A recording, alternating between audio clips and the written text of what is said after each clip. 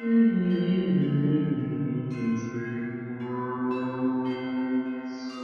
everyone, sorry for the long delay of Ink Between Worlds. I've been busy with work and a lot of other stuff, but today's video I'm going to be talking about the reasons why I have my hand wrapped, and the best way I can do this is starting all the way back to the beginning of why I do this. It all started whenever I was in first grade, and I was on top of one of those slides where they were like almost 2 stories high. And this is where it got complicated, because I ended up getting pushed by another kid off the slide. Not onto the slide, but off to the side, where I ended up blacking out for like a split second, which was convenient but also not very good at the same time, because I ended up landing with my full body weight on my wrist. So my right hand, my dominant hand that I usually use for drawing and writing and all that, gets smashed and has gone limp, and all I felt whenever I woke up was a sharp pain everywhere, which caused me to literally cry. Yeah. And went to the nurse's office. Nurse looked at it, called my mom up, and well, necessarily said that I need to go and see a doctor or the hospital and everything. And we went to see the doctor, and they told us whenever they did the x-rays that my hand was shattered all the way from the fingers to the wrist. Yeah, that was one thing that was never good. So just imagine a kid from first grade having to have reconstructive surgery on his right hand and everything. They didn't necessarily put me out for it, which is thank God they did, because they had to end up putting plates and rods into my hand to keep everything together whenever they redid it and everything, and left them in there, which somewhat is a good but bad thing. And then jumpstart to about a good old 7th and 8th grade, whenever I was decided to go in football. And this is where it gets really bad, because I ended up going and fracturing my hand again, and ended up pushing myself even further and all that, which kind of made, like, just combined with my hand being fractured, then me having bronchitis, and then having a hernia because I overdid it on the weights. Yeah, suffering. But I'll go over the fact whenever I got bronchitis and a hernia at the same time in a different video. Yeah, I'm gonna keep that one separate, because if I put that one in this video, it would be a little bit longer than usual. So yeah, convenience sake. But needless to say, whenever I fractured my hand again, I ended up knocking some rods out of the sockets that they were in and everything. So whenever we went to see this other doctor, because my original doctor moved to a different location, so we couldn't go and talk to her, and this doctor decided not to read my medical record very carefully, and ended up trying to fix it and made it worse. So throughout 7th and 8th grade, and even to the current time, I've had to deal with rods and plates not wanting to connect in right and everything. And yeah, it's been real fun having to deal with that, because just imagine this: you trying to close your hand into a fist, right? Now try doing that with all your joints and ligaments trying to literally fight trying to do it, where all your rods and plates end up grinding against each other and making a horrible cracking noise every time you do that. And whenever you wiggle your fingers up and down, like, just, you know, like little stupid spirit fingers things, yeah, try doing that without having your bones just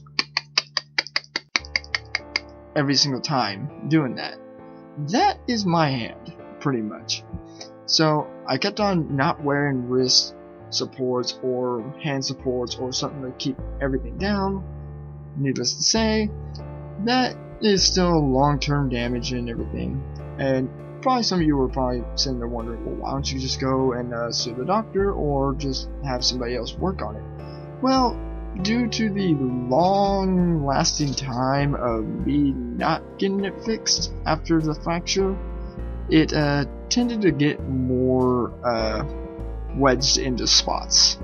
that I'd rather not go into detail because it will get a little gruesome.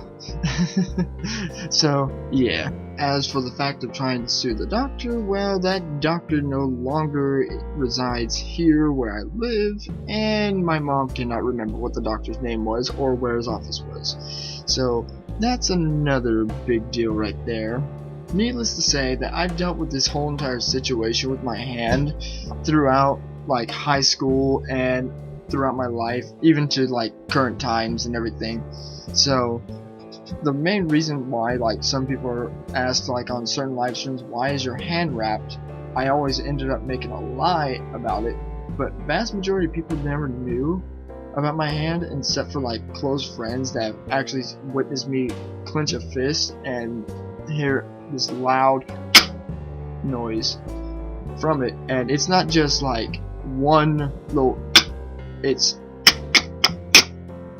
like that, which is all 4 of my fingers except for my thumb is the only one that resides of not popping so much. It's just pinky, index, ring, and middle finger that all pop and everything. And currently right now I've gotten to somebody that was able to help me get all them in and all that. But the reason why I've been having more recent difficulties, why most people are wondering, is mainly because I ended up getting a conflict with somebody and I ended up giving myself a boxer's fracture. Which, if some of you may or may not know what a boxer's fracture is, it is part of the bone that is inside your hand that is frequent to break if you hit something hard. Hence why they call it a boxer's fracture.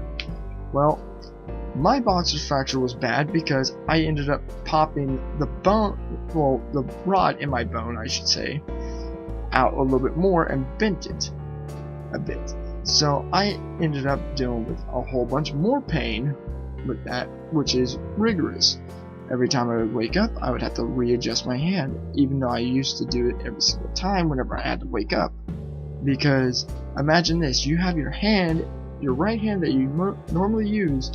Whenever you wake up, you have to sit there and mess with it just to get it to open up and move around and everything and make a fist. Now just imagine not being able to do that and you just wake up and your hand is just deadlocked and trigger fingered into a session of like, oh yay, I didn't use my hand, yay, no hand. No, that's what I had to do every single time whenever I wake up, because I toss and turn and I end up rolling over on my own hand and ended up snapping something loose again and locking a joint and moving a rod into a spot where it's not supposed to and preventing me from moving my hand so much. So needless to say, I've dealt with this pain for a long time and I've gotten used to it and everything. But because of the fracture that I ended up getting, it made it worse and it kept on progressively getting worse. So recently now I managed to get it all set up in spots where it's supposed to be and having it reset and redone without having to deal with surgery, because the other 2 options that I was told of how to get it fixed were not very conventional for me. Like, one surgery, if they did it, I would only have my thumb, my index, and my pinky freely to move. But my middle and ring finger would be shot straight up and I wouldn't be able to move them, period.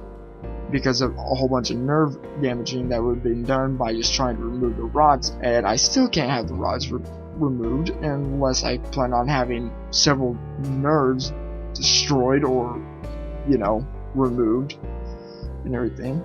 And then I found a second method of surgery, which, no, I'd rather not go into that, because that results from fingers being up to my finger being cut open all the way up to my shoulder, and that's a definite no. Along with that, I don't really have health insurance right now, so that's another big deal. I don't have a lot of money to do that. Yeah. But recently, now that I've gotten everything reset back in, all I have to worry about is just keeping it wrapped for a little bit and everything, and just make sure it's set back in.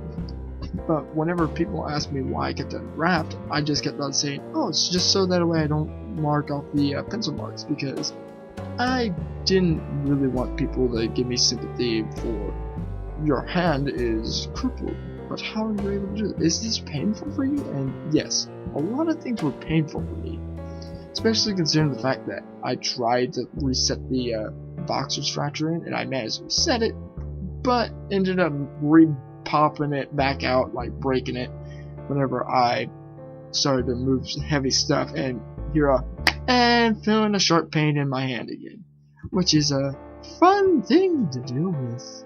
But yeah, pretty much, if you guys have a part of body that's damaged and everything, don't let it wait. Just get it fixed while you can. If you have the money or insurance, just take up the opportunity and get it fixed before it becomes more long term. Because right now, I'm convenient enough that I've got some of it fixed, but there's still a lot of damage that's still permanent. But I can at least close my hand and not have to worry about, all the rods and plates just locking up because I'm trying to make a fist. But hope you guys enjoyed this, and I will see you all in the next video. And for the shoutouts today, I have Pixel Dwellers from YouTube, and I also have Bells from Twitch.tv. Go ahead and check them out and tell them that Daniel sent you. But like always, if you enjoyed this, make sure to smack the like button, and also don't forget to subscribe, ring the bell notification to let you know whenever a new video or a live stream is coming up. And don't forget to share this around with everybody else. And also remember to learn from my mistakes of not letting things dilly-dally long enough for it to make a long-term effect onto your hand or other parts of your body that you may have possibly break. Just plainly just get help and have somebody help you fix it. Don't try to self-medicate it yourself if you don't know what you're doing, because you may end up making it worse for you. So, yeah, hope you guys enjoyed, and see you all later. Bye-bye. Bye-bye now. Bye-bye. Oh god, not again!